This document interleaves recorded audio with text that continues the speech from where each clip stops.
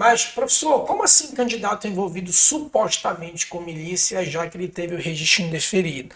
Tá, a gente tem que utilizar aqui o termo, né? Enquanto não houver condenação, a gente tem que utilizar o termo supostamente. Ué, mas como é que ele teve o registro indeferido? É exatamente isso que a gente vai descobrir aqui nesse vídeo, tá? Para quem não me conhece, eu sou o professor Valber Oliveira, professor de Direito Eleitoral, e toda semana a gente publica aqui aulas de Direito Eleitoral de forma gratuita. Então já te peço aqui, dê um like, curta, comenta, compartilha, né? Envia esse vídeo lá no grupo de WhatsApp, se inscreve aí no canal, que assim você não perde nenhuma aula de Direito Eleitoral, tá bom? Bem, vamos lá. A gente vai comentar esse caso aqui, tá?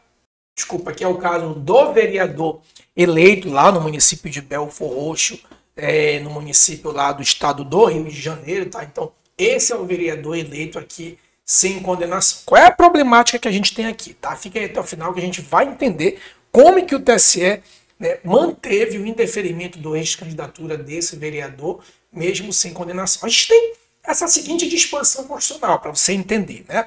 O que diz aqui essa disposição constitucional? Deixa eu aumentar um pouquinho. Pronto, tá aí. O que diz essa disposição constitucional, né? Essa disposição constitucional diz que lei complementar, e aqui está a chave do nosso grande imbróglio, né?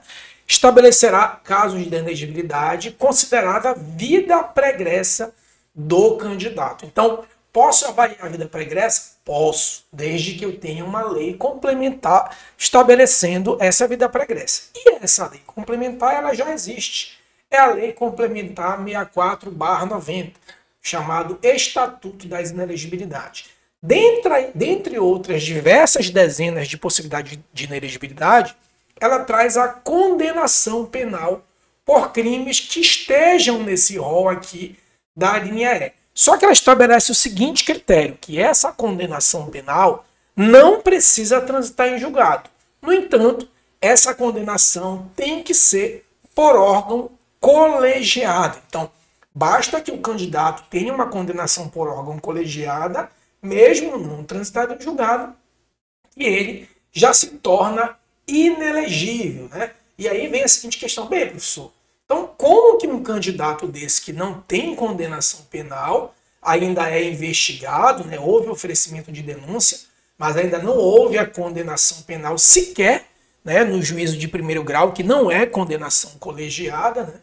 Ainda que ele seja condenado, ainda faltaria uma condenação, a não ser que ele vá para o júri, que é diferente, que é um órgão de primeiro grau, mas é colegiado. Então, como é que se sairia dessa sinuca de bico, vamos dizer assim, se a própria súmula do TSE, tá, que está em harmonia aqui com o artigo 14 da Constituição Federal, parágrafo 9, desculpa, diz que não é autoaplicável o parágrafo 9º do artigo 14, que diz lá que tem que ter uma lei complementar, ou seja, eu não posso olhar para a vida pregressa do candidato e entender que esse candidato não é probo se eu não tenho uma lei complementar estabelecendo isso, tá? Bem, dito isto, mas a gente tem esse caso do candidato supostamente envolvido aí com milícia, né? Professor, por que supostamente? Porque ele não foi condenado, então a gente tem que utilizar o termo aqui adequado. Então, vamos lá olhar o voto no TSE, qual foi o fundamento para o TSE superar isso. Bem, pronto, está aí o voto do ministro Carlos Ferreira, né, que foi o ministro relator aí do TSE, que manteve o indeferimento do registro de candidatura do candidato, né? Então, vamos lá, trata-se de registro de candidatura, né? A gente, só lembrando que a gente ainda está em fase de registro de candidatura, não é que a suposta prática de milícia corrompeu o processo eleitoral, nesse caso é uma vida pregressa do candidato, né? Candidato a vereador no município de Belford Roxo, aqui nas eleições de 2024. Tá? Então o que o TSE diz? Né? Que ele responde, né, por crime de extorsões e porte ilegal de arma nesse processo criminal aqui, né, que corre aqui na vara criminal de Belford Roxo. Então, repare que o processo ainda está em fase de instrução, né? O próprio TSE atesta que está em fase de instrução, portanto, não há aí nenhuma condenação prévia desse candidato. Tá? Então, no voto do relator ele transcreve aqui as provas, né, e o relato do inquérito policial, e aí prossegue. Né? Então, ele diz o seguinte: nos termos do acordo regional, o candidato não pressupõe mínimo de vida pregressa, né? Então ele diz o seguinte, ó, nesse particular, o tribunal local dispensou a necessidade do decreto penal condenatório, que diz lá a linha E, né? Então, o que ele diz? Que a Corte Regional, ou seja, o TRE do Rio de Janeiro, superou a súmula 13, ou seja, dispensou a condenação por órgão colegiado e superou a possibilidade, né, de ter que ter, né, a obrigatoriedade de ter que ter uma lei. Então, o que o TSE diz? Olha, que nesse ponto, sobre esse ponto, ele entende que é equivocado o fundamento do TRE do Rio de Janeiro, né? Ele diz que, sob esse fundamento, né, que o TRE Rio de Janeiro não poderia ter superado a súmula número 13, porque depende sim de condenação colegiada. Né? Então, ele, muito embora mantenha, estabelece um outro fundamento para manter esse indeferimento de registro de candidatura. Bem, professor, e aí, qual é o fundamento que o TSE entende? Está aqui, ó. Então, nesse caso específico, embora rechaçado o fundamento, ou seja, qual o fundamento? A dispensa da condenação do órgão colegiado, o TSE entende que é o seguinte, ó, observe que a própria Constituição já define os exatos caminhos que impedem a participação de integrantes de organização criminosa, que diz lá no artigo 17 ó, da Constituição, é vedada a utilização de partidos políticos de organização paramilitar. Então, aqui está a grande chave de fundamento do TSE. O TSE diz, olha, eu não realmente preciso de uma condenação para inelegibilidade com base em crime. No entanto, nesse caso específico aqui, a gente tem uma organização paramilitar.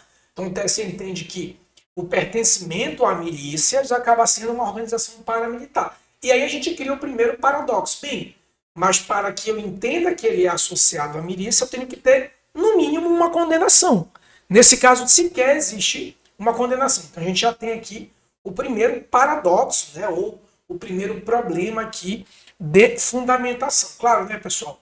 Isso ainda é algo que também é muito arbitrário, do que o professor pensa, do que, enfim, o próprio aluno pensa, né? Obviamente que o ministro tem todos os fundamentos, né? Ele vai desenvolver aqui a questão, inclusive, doutrinária. E complementa, né? A própria Lei 9096, que é o Estatuto dos Partidos Políticos, diz que é proibido ministrar instrução militar ou paramilitar. Então, aqui, né, é o grande, vamos dizer assim, o grande fundamento para que o TSE entenda que, nesse caso aqui específico, eu posso dispensar a condenação penal, mas não sob o olhar da linha E lá da Lei Complementar 64/90, e sim sobre a proibição de pertencimento à organização paramilitar. Então, é esse fundamento, vamos dizer assim, que o TSE desenvolve, né, toda uma questão aqui doutrinária também, traz um histórico, né, aqui sobre a questão das milícias no Rio de Janeiro, traz todo um histórico de segurança pública,